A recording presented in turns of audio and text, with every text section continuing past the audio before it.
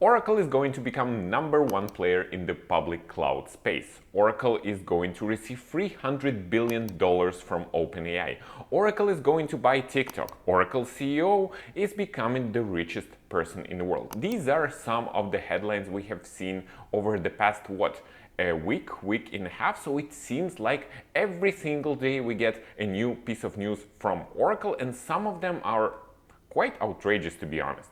So in this video, I want to break down everything that had happened with Oracle, to take a look at the numbers, at the raw numbers, and see if it all actually makes sense, and if Oracle as a company actually going to become one of the major tech companies which operates a public cloud space. And by the end of the video, we will take a look and see if maybe Oracle stock is grossly undervalued and we should go and buy it. At least this answer I want to answer for myself. So with this, hello and welcome to the Market Monkeys channel. My name is Vadim. Today we are talking about the hottest stock right now, Oracle. I know it sounds ridiculous. It sounds pretty much like I would have said, today we're talking about the two hottest tech stock right now, HP and Cisco, something like that. So Oracle stock haven't done anything for the past, something like 30 years, and suddenly it popped. So let's break down and see everything that had happened. So Oracle had their Q1 2026, I know, don't get me started on that, earnings just a week ago, and they have confidently missed on everything. So they have missed on revenues, they have missed on net profit, and they have missed on margins and free cash flow. But then the management dropped the bomb that the RPOs grew 359% year over year, and nobody cared about revenues and profits anymore. The stock surged 36% in one day, and all the eyes were on these RPOs. So first of all, let's understand what RPO is. So RPO is remaining performance obligations. Basically, this is the backlog of future revenue which Oracle will get from their customers.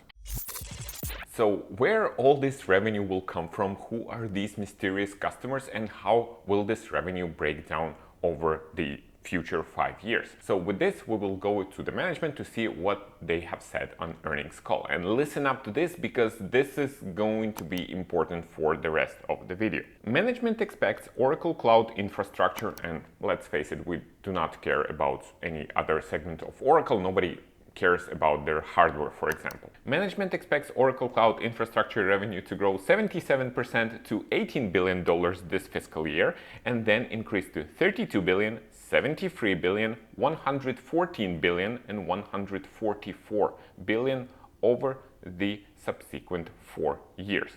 This implies 70% growth, average growth, what is called CAGR, year over year until the year of 2030. The next day after this earnings report, and after Oracle stock jumped 36%, Wall Street Journal broke the story that OpenAI is going to buy $300 billion worth of compute power from Oracle over the next 5 years. And now the whole mystery of where these RPOs of $300-something billion came from, it became a bit clearer. So now we know that out of $318 billion in new orders, 300 came from OpenAI.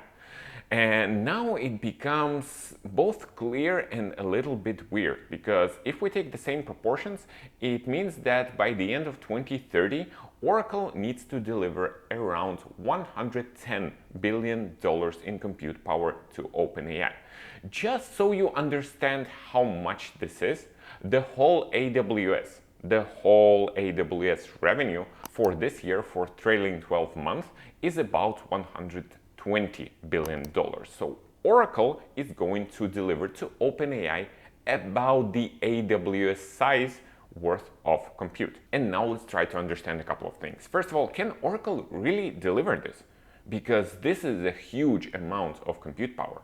Second of all, can OpenAI really pay $300 billion? Like, where this money is going to come from? If you find this information interesting, if you like to hear more information like that, press the like button, subscribe to our channel.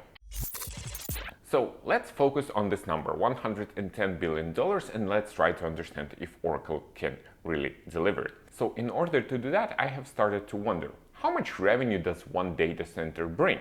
So I know this is kind of a rough calculation, but I took the whole AWS revenue, around $120 billion, and divided by number of data centers which AWS had, which is, by the way, about 125 data centers, which roughly gets us to $1 billion per data center. Now, this does not mean that Oracle needs to build 110 data centers.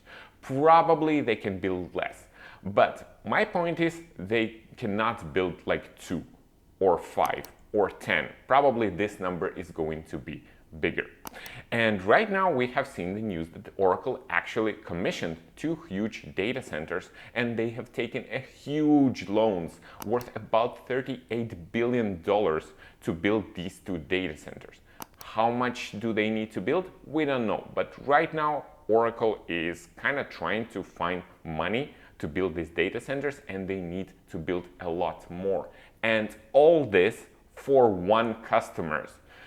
On this channel, sometimes when we're talking about companies, we are talking about concentration risk. How you do not want to be in the situation when all of your money comes from one customer, for example. And what Oracle is doing exactly that and investing a crazy amount of money seems weird to me.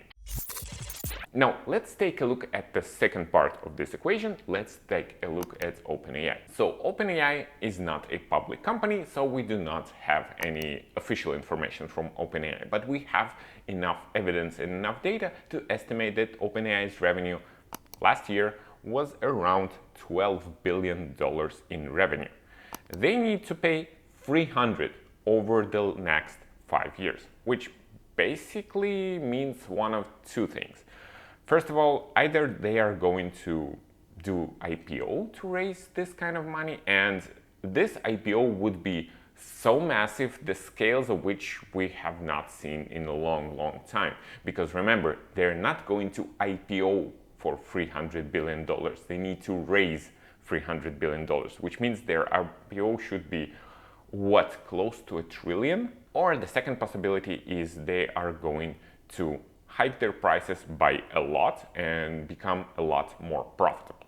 Speaking of profitability, right now the estimate is that OpenAI will become profitable around year 2030. One of the leaked documents from last week said that Sam Altman, CEO of OpenAI, admitted that OpenAI is going to burn through $115 billion over the next 4 years. Where they're going to get another 300 billion is just beyond me. So if everything goes according to this weird plan, here's what is going to happen. By the year 2027, so in about 1.5 years, Oracle will surpass Google Cloud in basically public cloud adoption. By the year 2030, Oracle will become pretty much as popular as AWS today. Call me skeptical on both of these things. First of all, because again, both companies need to raise a lot of money to actually get this contract done. And second of all, the timing of this leak and the timing of this announcement is really weird, because like OpenAI committed to buying $300 billion just on the day of the release of bad earnings from Oracle. Call me skeptical on this one. So basically what I'm trying to say is that for this deal, I'm not convinced it will go through. We do not know the terms of the whole deal, so we do not know if it's cancelable. If, for example, tomorrow Larry Ellison and Sam Altman can go out and say, yeah, we were just kidding and trying to pump the stock, so the deal is canceled. But it did not seem to me like both companies can actually provide what they are expected based on this deal. So because of that, I'm not going to invest in Oracle stock, just because I'm very skeptical that this deal is going to go through. That's all for now. Please tell me in the comments, what do you think about this deal? Like, maybe I have missed some of the assumptions, maybe I have missed some of the data, and maybe this deal looks very plausible to you. If so, Write in the comments. I really want to hear what you have to say about that. Thank you very much for your time. Please don't forget to like this video, subscribe to our channel, and we will see you in the next video. Take care, guys.